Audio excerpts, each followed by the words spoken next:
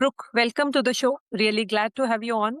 You have spent over 20 years in medical aesthetics and now you're building your own company from scratch. Before we get into BioSynergia Labs, take me back. What made you decide after 2 decades on the industry that this was the moment to build your own thing? Wow, Geet, that's a great question. First of all, thanks for having me. I really appreciate you putting me on this podcast. Why now? I think the reason what we're building right now is so important is because there is a tremendous push in the medical aesthetic and wellness industry towards regenerative therapies. And if you look at the landscape, all the major medical meetings that have gone on this year, last year, they're all focused on regenerative outcomes. The challenge is that regenerative products are all ingredient focused. And the problem that you have is that these ingredients aren't getting to the cells where they need to get to in order to deliver on the promise that you see in lab results or in skin samples. You're running up against a very rigid cell membrane that doesn't allow for the regenerative products to do what they need to do. So now, in looking at the landscape and looking at the frustrations that could happen with that, it's the right time to build something and bring it to the market to really make the promise of the regenerative therapies deliver on that promise. So you have inside some well-known names in this space. What did those years teach you about what the industry actually need that isn't getting delivered yet? Yeah, you're right. I mean, I've had a startup experience, starting things from scratch all the way through to very, large Fortune 500 companies, and their approaches are very different, different needs at different times. What the patients need and what the physicians need and what the practices need and the business needs all overlap. That's Mhm. what I've really learned. So whether it's a startup that's bringing something to market, or whether it's an established company that is meeting the current needs and then looking forward, all of these need to match the patient's desired outcomes, what the physician can promise that patient, and then what the company can deliver to the physician to allow the physician to deliver that to the patient. So it has to be very symbiotic all the way Mhm. through. And that's true of any business, but especially when you're dealing with people's appearance. You're putting things on their face that could change their appearance. So it's very important that everything's in alignment. Yes, you're right. Like it's true for all the business, but yes, it is more important here because it's about your appearance, aesthetics, and then that's very emotional angle also for you. So, what was the actual trigger moment? The thing that made you say, "Yes, I'm doing this now on my own." Well, it goes back to my original training. So when I got out of college, I was a biology major and a chemistry minor, and I didn't want to work in a lab. So I went into sales. And so one of my early mentors in sales told me, the best thing that you can do is find a need and fill it.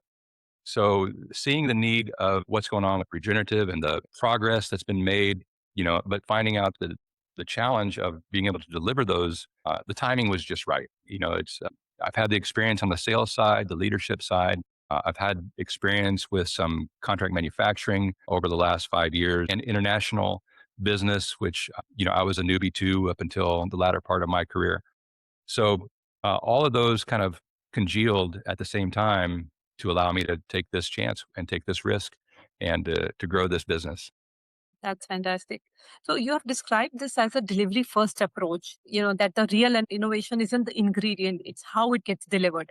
Can you Right. unpack that for people who aren't in the science side of it? Sure. So 20 years ago, I launched a product that was known as non-fractional resurfacing. And the commercial name for that was Fraxel Laser. And so that was a delivery challenge that was overcome. And that before that, CO2 lasers took off the top layer of skin to get down to create any kind of changes in the dermis. Well, we solved that access problem. Fraxel solved an access problem to that deeper tissue without blowing off the rest of the skin and creating all kinds of healing issues and other problems that came with that. Fast forward 20 years, and the same access problem is in regenerative medicine now, in that we're still needing to access now the cells. So that rigid cell membrane needs to be penetrated in order for these regenerative modalities to work, not only going into the cells, but then the response of the cells going outward. So the science of it is essentially, I think of it as like a power strip. you know, Mm. Anything that you want to plug into our power strip works better. So we have the power strip. If you're plugging in peptides, if you're plugging in retinoids, if you're plugging in NAD plus precursors, whatever that may be, and in the future too, whatever that may come, we provide a power strip that those modalities can plug into and operate more efficiently. So how does this change things for the physicians and med spa who will eventually carry your products? There's a two-phase approach that will impact them in two different ways. So the first way is our phase one launch will be just a SKU-based topical delivery platform. So this will work alongside other topicals that they may have. We'll have our own ingredient profile. So you can buy our products and apply it to the patient's face and let them use it at home. Our phase two rollout will be a little bit more office centric in that it'll incorporate in with procedures, whether they be microneedling, radiofrequency microneedling, or ablative fractional resurfacing. All those modalities will blend in nicely with our platform technology. So basically, this is planning two phases. First phase will be the main product, and then the second phase with the subsequent. Yep. We'll be like Switzerland, Geet. We're friends to everybody. We'll have everybody work a little bit better because not only will their products get into where they need to go better, but the skin's responsiveness, the cell's responsiveness will also be operating at a higher level. Hmm. Hmm. Agreed. And you said that you're building this company to be AI forward from day one across Mhm. sales, marketing, and clinical components.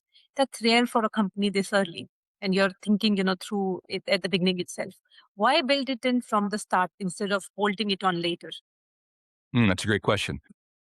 There's a lot of layers to that question. So I'll see if I can layer it in and maintain some level of coherence on why. The main thing is that the tool's there, so it should be used. It's not going away. AI is a game changer, just like the first laptop, or the first desktop PC was a game changer. Now, however many years later, now we're talking about artificial intelligence and how to utilize that. So it's an amplifier. Everything that any of the experts within the company can touch, they can amplify and compress time by utilizing AI tools that are out there. Anything from coming up with a good timeline for marketing to different ideas. It's a creative way to, come up with new ideas on who to target, what to target, the messaging that goes out. It's a good way to stress test ideas in a low cost way. The mistakes that we used to make that cost hundreds of thousands or Mhm. millions of dollars, now we can do in an afternoon and it costs, $20, $30. Mhm. So it compresses a lot of the learning curve for the company as well as the risk profile for our investors. So we can iterate much quicker and we can respond to the market way faster than any company used to, by being nimble. And especially as a startup, we're incorporating it early because we can define our own pathway here. We don't have to be defined by what's already legacy in existence. So we have an opportunity to just build from the beginning and iterate as we go. And by bringing in experts into the company, it amplifies our knowledge base that much quicker. So yeah, AI is not going away and it's a powerful tool as long as it's used correctly. There's a lot of people that use it incorrectly too, or, don't prompt it correctly and you get, garbage in, garbage out. So by having a team of experts on the back end, it helps the amplification of those voices. And right, you have said that we don't need to carry for the legacy for the technology. There is like legacy is changing every day, having new tools which are doing better than yesterday. And it's like what used to happen in 3 years is now happening in 3 months. And the time is changing so fast in terms of technology that the moment you are about to launch it, you will feel like, oh, maybe I need to upgrade some of the tools. It's like if this is probably a bad analogy, but if I'm Santa Claus of the company, AI is a lot of little elves running around and making things happen even Yeah. faster. It's always busy. Yeah. And I like it how you said it that, it allows you to make mistakes at a very low cost. Yep. Previously, you were making those mistakes and you were paying really high, hefty amount for that. And then you have to go on again. Now it's like you can make those mistakes at a low cost and then improvise from there. Not only low cost, but the speed involved. Yeah. You Speed, know, definitely. and we can be, like I said, very nimble in utilizing these tools and bounce things back and forth very, very quickly and iterate at speeds that were unheard of 5 years ago. They're all your Santa elves. Yeah, Okay. So where do you see AI actually, pulling weight in an industry like medical aesthetics versus where it's just a noise? it's going to be ubiquitous in the near future. So there's two different ways. I think there's the practice to the patient where AI can be valuable. There's the business or industry to the practice, and then there's industry to industry. So, walking it backwards. So right now there's tools, AI tools that help patients visualize outcomes. A physician or a practitioner can show a patient a before and their own after before anything is done. So that's a powerful tool in itself to communicate to the patient that's purchasing a service or a product. Then there's the industry to the physician. So, finding who is the right fit for you, who has alignment in what they're already offering and what they want to offer their patients. Being able to come up with that alignment in an efficient manner. AI is a great way to bridge that gap versus, dropping off donuts at 9 o'clock in the morning and hoping that somebody sees you in an office. We can be a little more intelligent about our targeting. Mm, And then industry to industry, learning from what is happening in the industry, what's getting picked up, what we can latch on to, mm, and not only that, what we can lead in. So all of those things ultimately should benefit the patient because they're the reason that we're all doing all this. mm. So there are a lot of good use cases as well that you can be put to, and if you use it in the right way, it can amplify your business. It can, make things faster, easier, and wherever it doesn't make sense, you don't need to put in, and you put human in the loop always. And medical aesthetics is kind of a lagger in that. There's a lot of industries that have already made that adoption, and in medical aesthetics, for whatever reason, it's been a little bit slower to adapt. But that doesn't mean that the wave's not coming. I see that there are some people really still very skeptical about it in the medical aesthetic space because they're probably worried about the things which probably you can, if you don't feel comfortable in a particular area, you don't need to use it. But the main thing is you should start using it because it's not going to go away and it's just going to help you wherever you use it. Nobody uses an abacus anymore. Hmm. Right. We've got, nobody has to do long division on a piece of paper anymore. Mm, We have tools that do those things. So, mm, yeah, incorporate the tools. Learn to use them. I think a lot of the resistance is because the early iterations of AI were clumsy. Let's face it. agree. You could spot an AI piece on LinkedIn or in an article that's written from a mile away because they use a pattern of language that they've been trained on. So if you don't know how to use the tool, you'll sound awkward. You won't Mm, have your voice attached to what your output is. And if you don't have your voice attached to it, then it's the AI's idea, not your own. And mm, so you have to think about it in terms of it being a tool, not something that just takes over and runs what you want it to run. mm. The elves, so to speak, have to have their Directed in the right job manner. description. Yeah, yeah. You have to plug in the right job description for them. Great. Okay.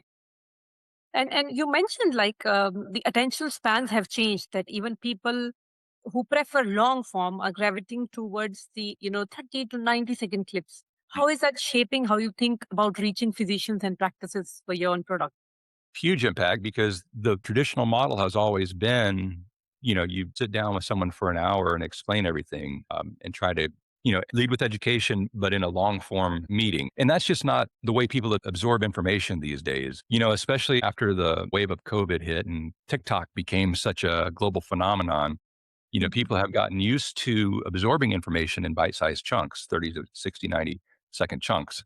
And because of that, we have to meet that person, that consumer, that physician, whoever that user is, we need to meet them where they're at and speak to them in ways that they're used to being spoken to and ways that they can absorb information. So yes, we'll absolutely utilize long form where it's appropriate, but also breaking down information into TikTok chunks, for lack of a Mhm. better term, is going to be important as well because that's how people are used to getting information, especially when they're outside of work mode and they're trying to maybe get caught up or they're thinking about other things and they just want a quick little snippet of information. We can Yes. deliver that in a short format that allows them to stay engaged. And, that short term engagement leads to a longer term engagement. You see it with people scrolling and scrolling and scrolling and scrolling, but they're all in bite sized chunks, kind of like Netflix. Binge after a while. You think, well, I'm only going to watch 30 minutes, and pretty soon you're there for 3 hours like you would have been for a movie anyway.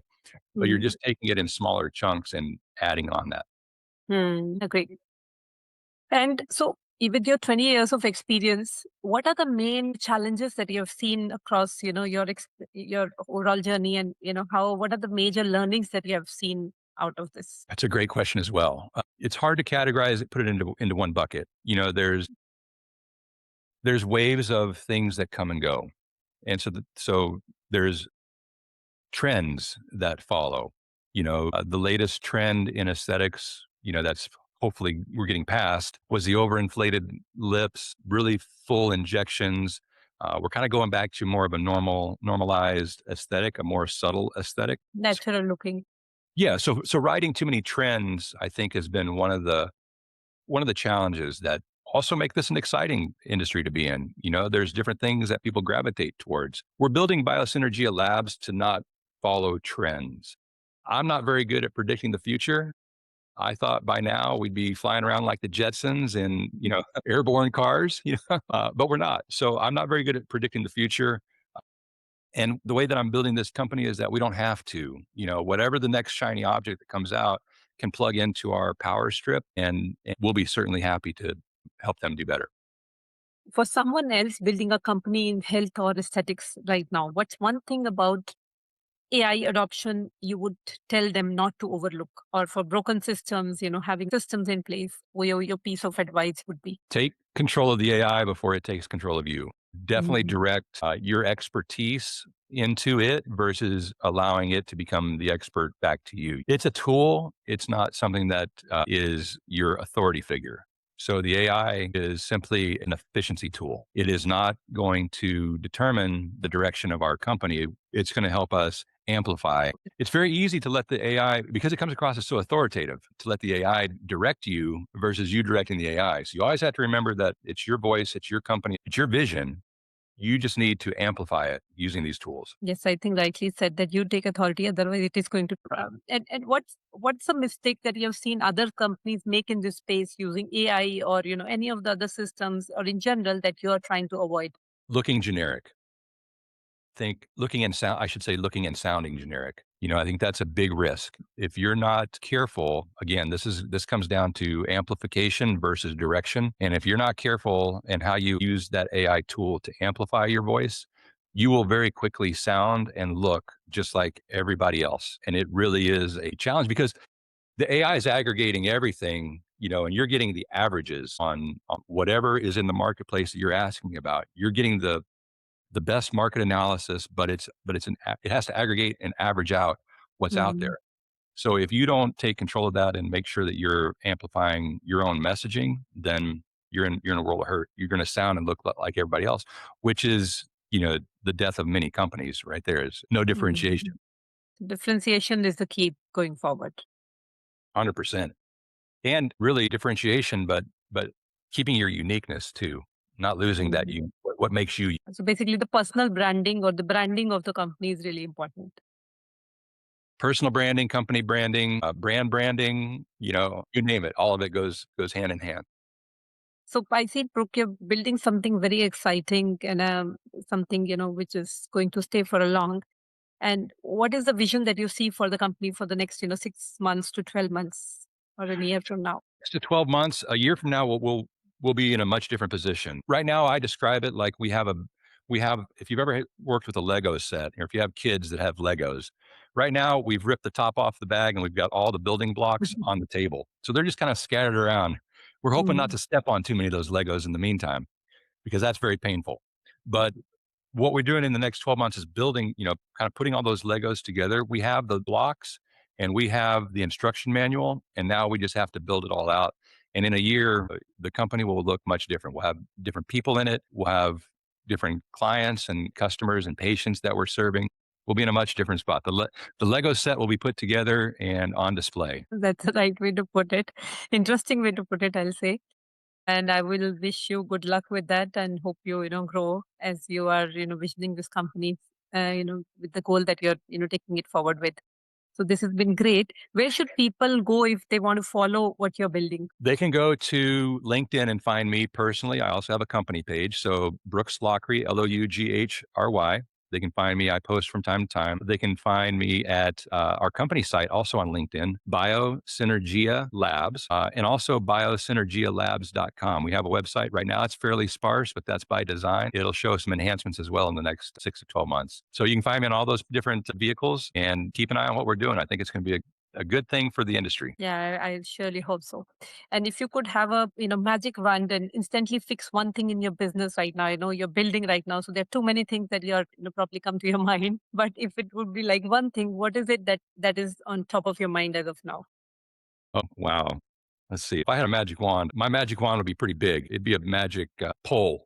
There's so many things, Geet. I would say the biggest thing would be I would like to be able to see into the future to make sure that we minimize mistakes. That would be what I would like from a magic wand, magic pole. Okay, so that was fun. Perfect. Geet, thank you so much. That was good. I appreciate you doing that.